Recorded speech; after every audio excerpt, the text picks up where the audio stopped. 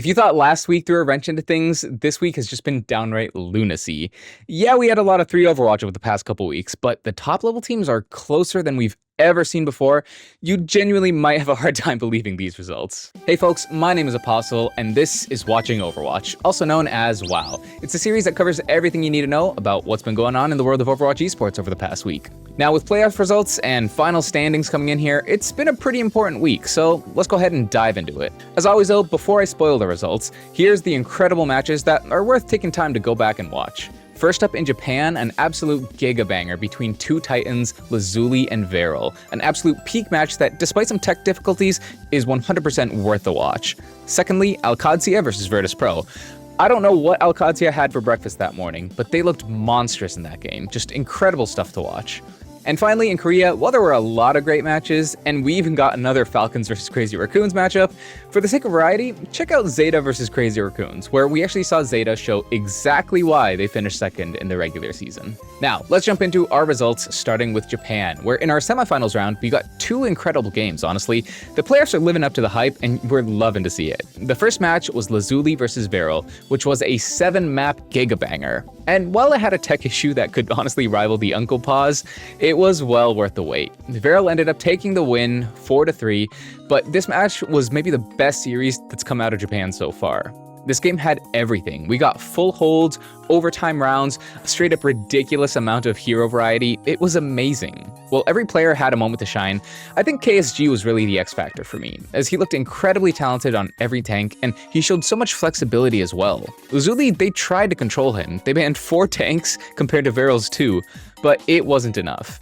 And while the fact that this was a single elim definitely made this super hype, and maybe even closer than we would have seen otherwise, I do gotta say it's a little heartbreaking is the fact that we won't see any farther showings from Lazuli, at least for the next little while. It does hurt, but again, that doesn't take away from just how good of a match it was. The next series we saw was Niam Gaming vs Vortex Wolf, which was actually a rematch from week 1 of Japan. That time, Niam Gaming took it 3-2, but this time, Vortex had a new wolf inside them, as they took the win 4-1. And honestly, it's a pretty simple, straightforward reason why. John Sojourn was back on the field, and it was like he never even left. Edison did disgusting things this game on Sojourn, and I'm not gonna lie, I don't think Niam Gaming respected it enough. They didn't even try to ban it. I guess they were confident in Daisy being able to mirror, but it did not work out for them this time. With those matches though, the grand finals are set. Both teams here bearing the V for victory, Varel versus Vortex Wolf. I'm not gonna lie though, with how Niam Gaming got manhandled, Varel is gonna need to be at their best, so hopefully we get some peak.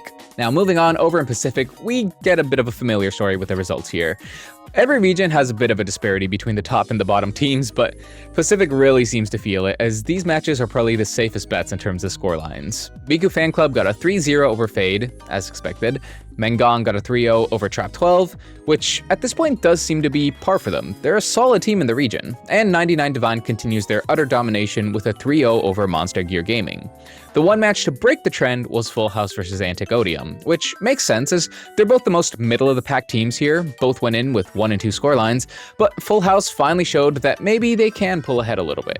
The next bout for Pacific is going to be interesting though, as rounds 5 to 7 are all going to be played back-to-back over a 3-day period. So if there's any chance for upsets, maybe that's where it'll happen. Either way, playoffs should definitely start providing some closer matches. For our final part of Asia, it's Korea, and this is where all hell broke loose. Let's start with the last chance qualifiers. It started with T1 getting a 3-0 over FTG.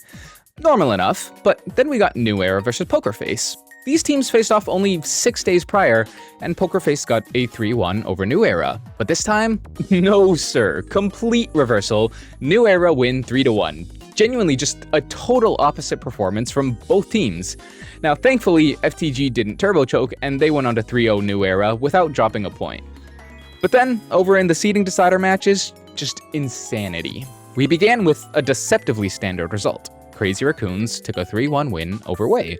Makes sense, I'm following. Then we get Zeta versus Falcons. Zeta did finish higher in the standings, but surely Falcons are still better, right? No. Zeta 3-1 Falcons. Falcons came in and just looked completely lost, whereas Zeta, despite having Flora and Violet, the kings of inconsistency, look semi-solid, and through Mogul comps and just raw synergy, they dismantle Falcons. Well, okay, Falcons have had a rough few games. Downward trend for them, I guess. Unlucky. on to day 2. Now this nets Zeta yet another win as they beat Wei. At this point, it's starting to seem pretty clear Wei isn't on the level of the big 3 just yet, but no big deal. The next game we have is Falcons versus Crazy Raccoons, a rematch of the Gigabanger that we got just a week ago, but now Falcons are coming off 3 losses in a row. So guess what? They win. They win the map 5, 3-2 over Raccoons. Falcons are just a complete anomaly. They ignore everything you know about power scaling. They win when they should lose, and they lose when they should win. Hanbin seemingly overnight or something just downloaded the main tank gene and is popping off. Now, in Stalker's post-match interview, we got some info that made me even more confused. He said Falcons prepped perfectly for Crazy Raccoon's comps, so they had counters ready. But the big thing was Hanbin's main tank diff. Apparently, Hanbin was always good at the main tank, but just lacked confidence, so they forced him to play it, and that seems ridiculous to me because they literally just lost a game the day before. But I guess the ranked grind they put Hanbin on afterwards was ridiculous. And while Junbin was bullying Hanbin on Wrecking Ball and Map 1, Stalker's Sombra swap did avenge him completely. And he even said that they actually would have won Map 1 if they had chosen to do a full mirror. And the final unbelievable thing, he gave a final shout out to Coach 9K, who was apparently at his wedding, but still gave them a 2-hour meta lecture before leaving, which according to Stalker, may be the real reason they won. So they did better without actually having their coach with them. Just a little pep talk was all they needed. Anyway, on to day 3, Falcons took out Wei in a 3-0. The maps were pretty close in all honesty, but it was a night and day difference compared to the last time these two faced off. But then the final match is what truly broke me, as Zeta went on to beat Crazy Raccoons 3-1. This is the first time since their loss to Yeti in Stage 1 of 2024 that Crazy Raccoons has been beaten by anyone other than Falcons, and the first time Zeta has ever beaten them, period. And the fact that it didn't even go to a Map 5. They dominated every matchup against all odds, and Flora, the one person who is normally looked at as the weak line of Zeta, ended up getting player of the match. According to Flora's interview, perks have changed the meta enough to favor them, and it's allowed him to improve quite a bit. Despite that though, he didn't even expect to win. He literally said they were pleasantly surprised with the scoreline. He was asked how they were so unstoppable on Esperanza, and he attributed it to Zeta just unlocking their brains. So allegedly, here in the playoffs, Zeta have quite literally expanded their brain capacity, and they are just now giga-pounding. I can't even make the synergy argument for them because Raccoons should have just as much, if not more, experience together when you take the lands into account, yet somehow the former new universal choking symbol did great, while Crazy Raccoons, the scariest team ever assembled, crumbled. And the weird thing is, they looked incredible on Flashpoint. They got a shutout 3-0 in points on that map, but then they just immediately came and lost it all right away by the time King's Row came about. It just does not make sense. No matter how I slice it, I can't make it make sense. Anyway, thanks to that, Zeta finished 3-0, +6 in maps, and Raccoons finished 1-2 with a negative map differential for probably the first time ever. Korea has thoroughly broken me, and any preds made about this region get a Mickey Mouse shaped asterisk. Moving on, over in EMEA, we got our final week prior to playoffs, and things did get a little dicey here, not gonna lie. You can see looking at the results, there's definitely some unexpected numbers here, but it started normal, with Twisted Minds getting a 3-0 over Vision. Now, a little note here, Emo was actually unable to play. As per his own statement, his account got banned due to accumulated reports. This meant that we got to see Vision's support players slot in on the tank to varying degrees of success. After this though, we got a surprisingly insane match in OWCS versus Virtus Pro. VP won this 3-2, but it was easily their toughest match of the season so far. A lot of people, myself included, expected a pretty clean victory here for VP, but OWCS came out swinging, and they showed that maybe they can hang with the best in EMEA. One of the biggest reasons for VP's win here was, no surprise, Jwoo's Genji. It was an absolute menace, especially on defense, just shutting down key plays, landing crucial picks, and making sure OWCS never got too comfortable, especially on Map 5. Checkmate has been having a bit of a return to form lately. He showed great performances on Tracer, Genji, Venture, but Map 5 he got straight up diffed there on Dorado.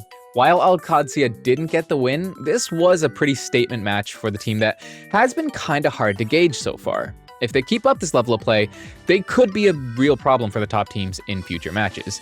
As for Virtus Pro, they might have won, but they definitely felt the pressure. Resting on your laurels will not end well here, so VP, you better be ready to stay on the grind. The next match though was just as good, maybe even better if you're a French fan, as Team Peps versus Gen G was an upset to rival the matches of Korea, with Peps winning 3-1. I'm not gonna lie, the crusty crack pipe was in full effect in this match. The comp choices were just all over the place. Mag was playing more Doomfist and D.Va than I think I've ever seen from him before, and in all fairness, he didn't do that bad individually. I just don't really think it fit the team style at all. Gen G's supports especially seemed to be struggling with these comps. They were getting picked constantly, had some toilet bowl level ults. Despite those issues for Gen G though, Peps looked super solid, with Exodial showing another consistently great performance. Genuinely cannot overstate what a huge piece this guy is for the team. It feels wrong to say that Peps have been on an upward trend, considering they did beat OWCS in the very first week, but last week after getting rolled by VP, we kinda questioned if they could hang with the top 3, and here I think they proved they absolutely can. The next day saw Peps take a follow-up win over Sakura. Notably, Sakura did take a map, which I think is fairly impressive for them, as maybe they're playing a bit better now that the pressure of making playoffs is already gone. But then we saw Gen G versus the Ultimates, in what was a final chance for Ultimates to beat the Allegations, and Gen G won 3-2. However, I do think they succeeded in their goal. Gen G seemed to be back on form after the Peps game, and despite that, Ultimates played them really close. Kai finally showed up with some spirit and reminded people that, yeah, he used to be an insane player. If we got this Kai every week, Ultimates would probably be sitting so pretty right now. Kevster was good, Chase got played again, Twilight is getting played more. Overall, this looks much closer to the Ultimates that we were promised. Unfortunately, this wouldn't last long though, as on the final day, after Virtus Pro easily swept Vision, who again still had no tank player, we saw Twisted Minds versus the Ultimates, and Twisted ended up getting a 3-0 sweep.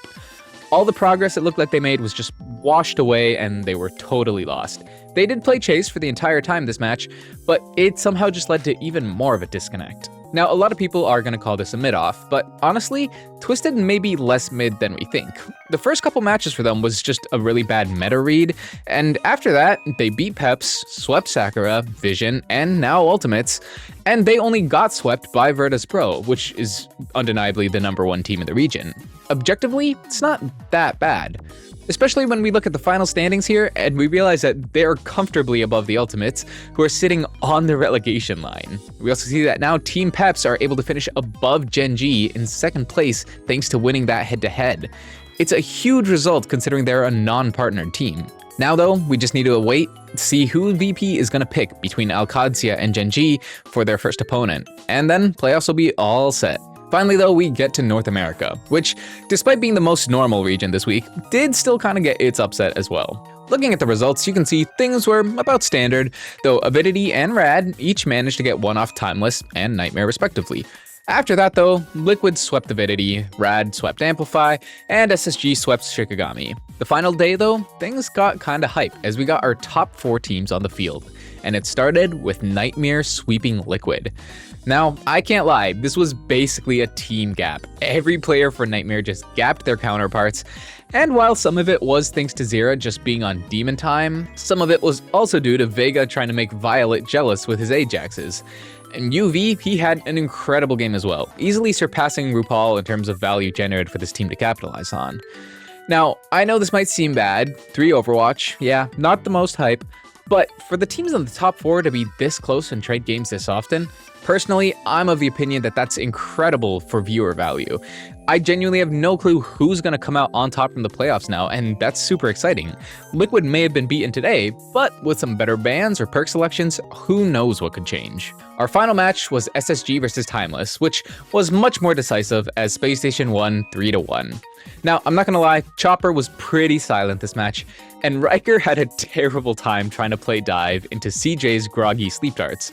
The poor guy was dying basically on every time he got slept, and for playing like Hazard and Ball, it's not something that you're used to, right? But the perks, they change everything. Spacestation, though, showing they're very comfortable right now, and honestly, if Liquid don't pick it up, I think a Nightmare SSG Finals is going to be very likely. If you don't believe me, just look at the final standings here. SSG and Nightmare both tied at 6-1 with the exact same map diff, so it should be super close. Of course, Liquid and Timeless are both at 5-2 there, though Liquid does have the worst map record, so we'll see who SSG will consider the bigger threat here. Under did say he might just flip a coin to decide who to face against, so there is that possibility as well. Anyway, we're basically fully in playoff season now, with only Pacific left to finish their regular season, so let me give you the important dates. We have regional playoffs from February 28th to March 2nd for OWCS Korea, starting at 3 a.m. Eastern. For Pacific, its regular season finishes on February 27th, and then playoffs will be from March 3rd to 4th. And maybe the most exciting match on the horizon, Japan's Grand Finals are March 2nd at 12 a.m. Eastern, which should be a super fun match. And don't forget, these Asia playoffs are also for the Asia main event, which will be the top 4 of Korea, the top 2 of Japan, and the top 2 of Pacific. That main event will be from March 6th to March 16th, and the top 2 teams from there will be the ones going to China. EMEA playoffs are March 1st to March 9th, starting at 1 p.m. Eastern. North America is the same range of dates as EMEA, but of course, starting later in the day at 4 p.m. Same deal. Top 2 teams of North America, top 2 teams of EMEA, they'll get to punch their tickets to the Champions Clash as well. As always, links to everything I talked about can be found right down below, so make sure you check those out if you need more details, and check out my Discord if you want to climb aboard the hype train for these playoffs. Now, as usual, there's a lot to keep track of here. A lot of dark horses and a lot of crazy matches on the horizon. But if you can't catch it all, there's no need to worry, because that's what I'll be here for. Thank you all so much for watching. I hope you enjoyed, and I'll see you back next time for Watching Overwatch. Take care.